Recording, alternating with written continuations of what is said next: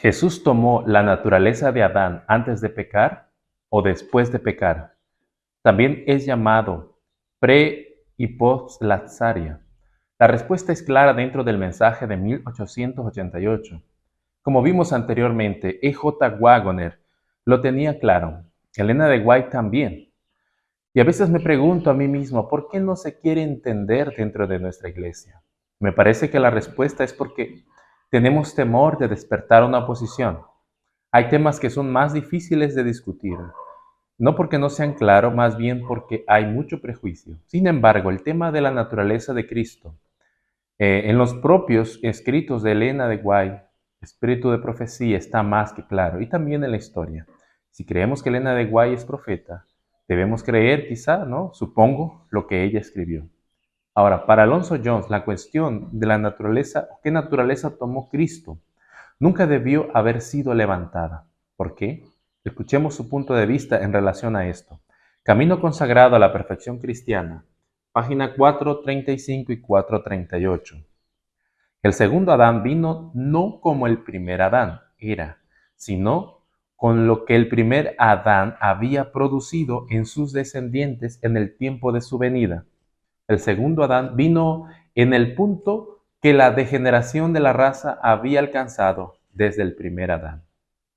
Jesús vino aquí, en el territorio de Satanás, y asumió la naturaleza humana justamente en el punto en el cual Satanás la había dejado.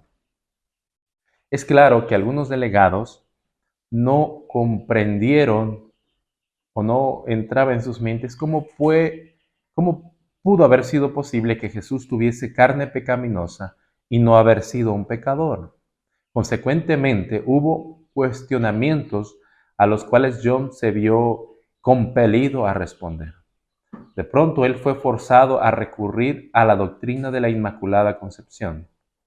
Camino Consagrado, página 311, dice, la falsa idea de que Él es tan santo que le sería enteramente impropio llegarse a nosotros y ser poseído de la naturaleza, de la misma naturaleza que tenemos, pecaminosa, depravada, caída, una naturaleza humana, tiene su origen en la encarnación de aquella enemistad contra Dios y que separa al hombre de Dios, el papado. De acuerdo con esa doctrina, María, por lo tanto, debe haber nacido inmaculada, perfecta, impecable y más elevada que el querubín y el serafín.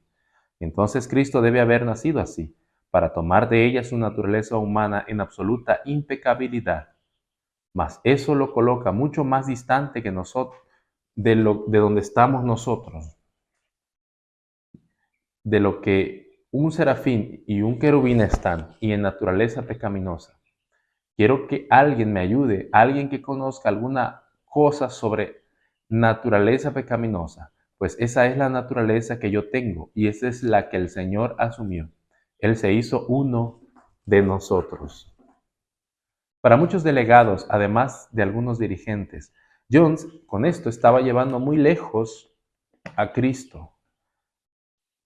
Cuando él decía que Jesús poseía las mismas pasiones que nosotros. Incluso ellos citaban o le citaban a él algún escrito de Elena de White que decía que Cristo es un hermano en nuestras debilidades, pero que no poseía las mismas pasiones. Jones respondía enfáticamente a esto, a su confusión, y hacía diferencia entre carne de Jesús y su mente. Vamos a leer Camino Consagrado a la Perfección Cristiana, página 327. Él fue hecho en semejanza de carne de pecado, no a la semejanza de la mente pecaminosa. No coloquen su mente en esto. Su carne era nuestra carne, pero la mente era la mente de Cristo Jesús. Por consiguiente, está escrito, haya en vosotros el mismo sentimiento, mismo sentir, misma mente que también hubo en Cristo Jesús. Lo que Jones realmente está explicando es que Adán y Eva tenían la mente de Cristo antes de la caída, pero después de la caída vinieron a ser esclavos de Satanás, pues poseían la mente de Satanás. Es decir, hay una lucha en la mente de ellos y es justamente ahí donde Jesús vino en medio de esa lucha, en esclavitud de carne, pero no de mente. Por eso se nos insta, haya pues en vosotros este mismo sentir que hubo en Cristo Jesús.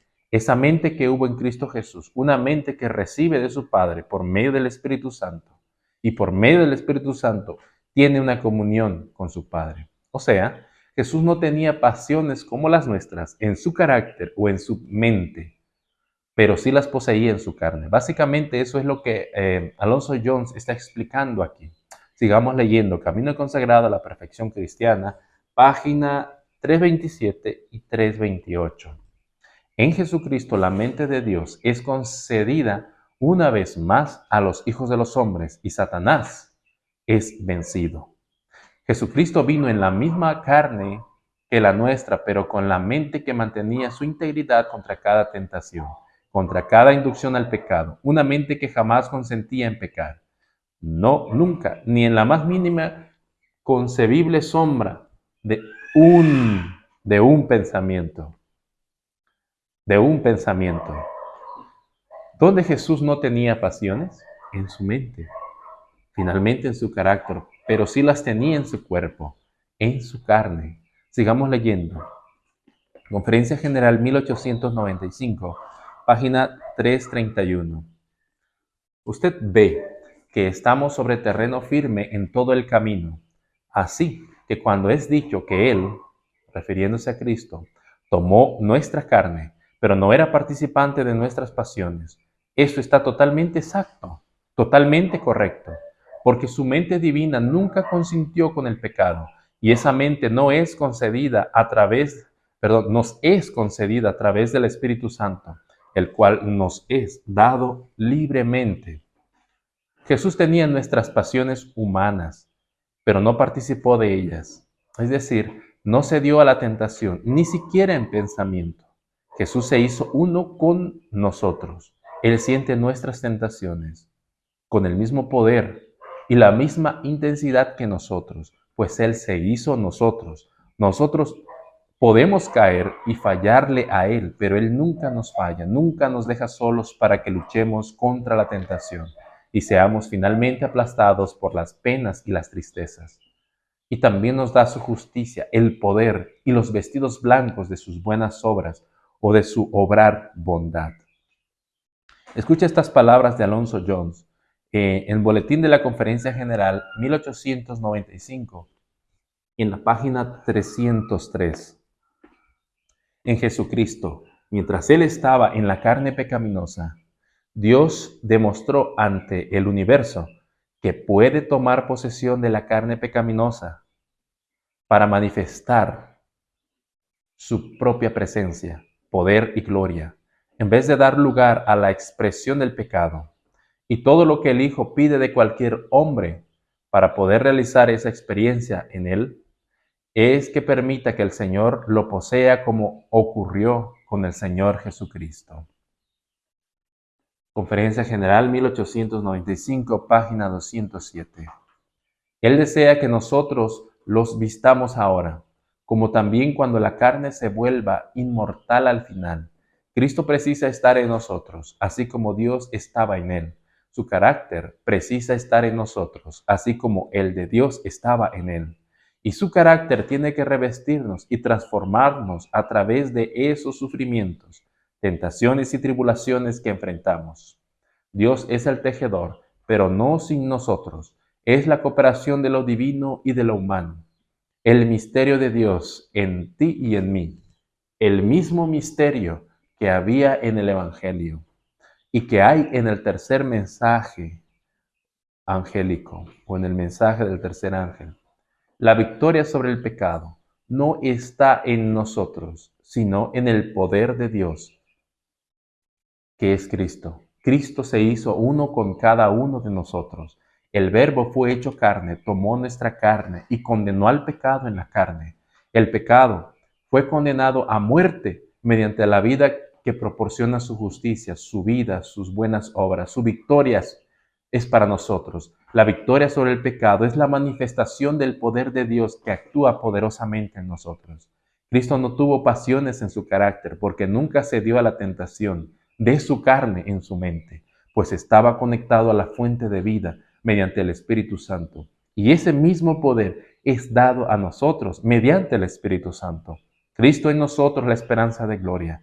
Cristo en nosotros, la manifestación del poder de Dios en nosotros. La fe de Jesús, nuestra victoria. Uno como nosotros, en todo fue tentado, pero sin pecado. Y sin embargo, Él puede socorrer a todos los que son tentados, tanto tú como yo.